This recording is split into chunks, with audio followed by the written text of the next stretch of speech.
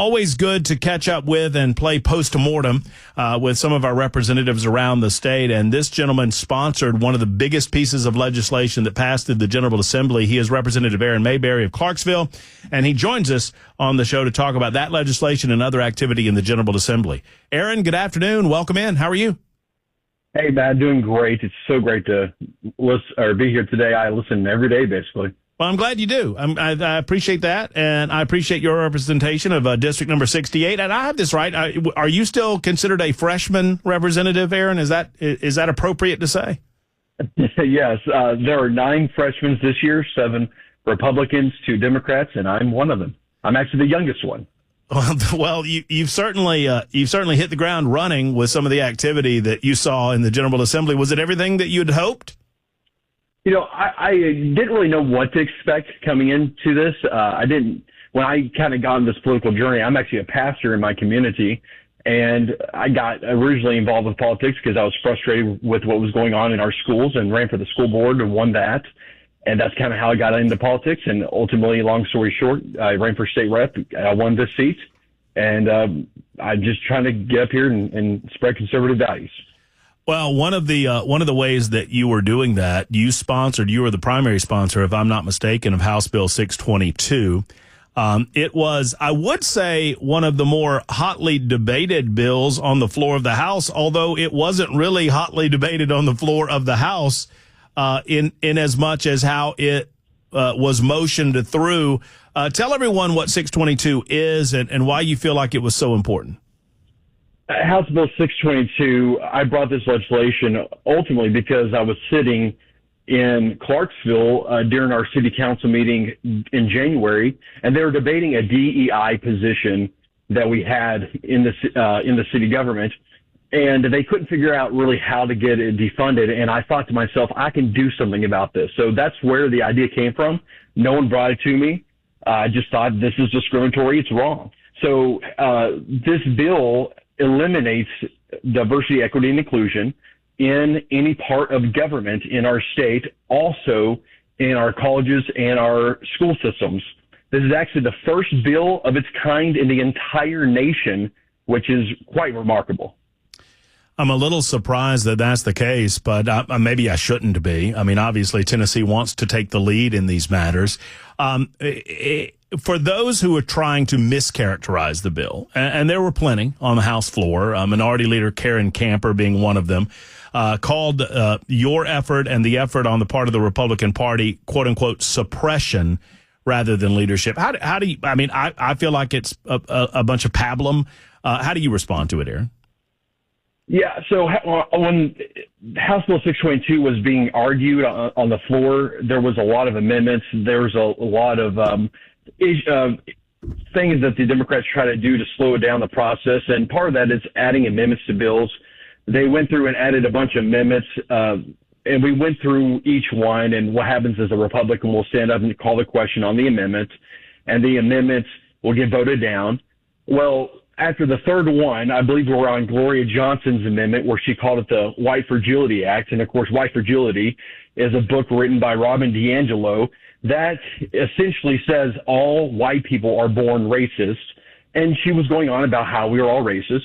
And Representative Chris Todd, whom you had on the program yesterday, he was frustrated and he stood up and said, I called the question on the amendment and the bill. Right. And we immediately had to vote on the amendment and the bill. I was there ready to argue my bill. And so that was a surprise to me, I was in the well ready to argue the bill. I didn't even know you could do that as a freshman member. And come to find out you could. And he called the question. We voted. And that made it where the second bill we had, 923, my bill, House Bill 923, was then argued on the floor on Tuesday. Don't think every piece of legislation will be that easy, Aron. Although you guys have the supermajority of the General Assembly, I don't expect that every piece will be that simple. It was one of those procedural moments that I wasn't aware of either. I think it actually took the Speaker of the House, Cameron Sexton, by surprise as well. Yeah, essentially he was saying, Representative Todd, that if you're going to call us racist, we're not going to let you argue the bill. We're just going to vote. Well, and the bottom line is this, that if you use, and tell me if I'm seeing this properly, Aron, if you use race or really any condition of your birth that you have no control over to make determinations about hiring practices or practices involving admission policy. That is inherently a racist practice.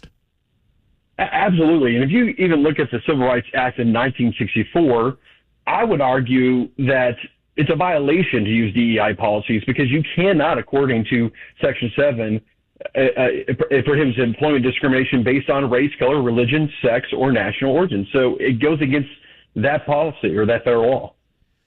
And so I would expect that you have full expectation that the governor will be signing this and it will become part of Tennessee law now. Absolutely. And then, Tuesday we had a separate bill. The reason there was two bills, I wanted it to be one bill, but there's a constitutional reason where it opens up two sections of code. And so we had had two different bills, which then we were able to argue that bill. And on my side, that was House Bill 923. And we actually took up the Senate bill. I can't remember that Senate bill number, but we argued that bill on the House floor, and that made it where you cannot have a department of DEI. And mainly you look at colleges, but I believe the Memphis school system just removed their department. And so there were departments throughout the state. So we made it where it was governments and, again, colleges and all those different that we had in House Bill 622. Well, kudos to you for your freshman session. Kudos to the DEI legislation. We so appreciate how you've comported yourself, and I know that District 68 is proud of you as well. And welcome to the legislative process, my friend. What other legislation outside of your DEI bill are you happiest about? What comes to mind if I ask you what pleases you that was passed through this General Assembly?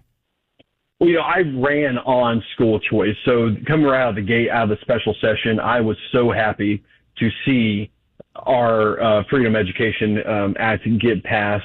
I was a prime co-sponsor of that legislation. And it was my number one issue in my race. And we had a 4-person primary and an open primary. And I became the winner of that primary. So that was definitely for me the highlight in the very beginning. Well, Aron, good on you. Congratulations on concluding the session. We look forward to many conversations down the road, and I appreciate you being on with us. Hey, I appreciate it. And by the way, I want to give a shout out to my brother Adam.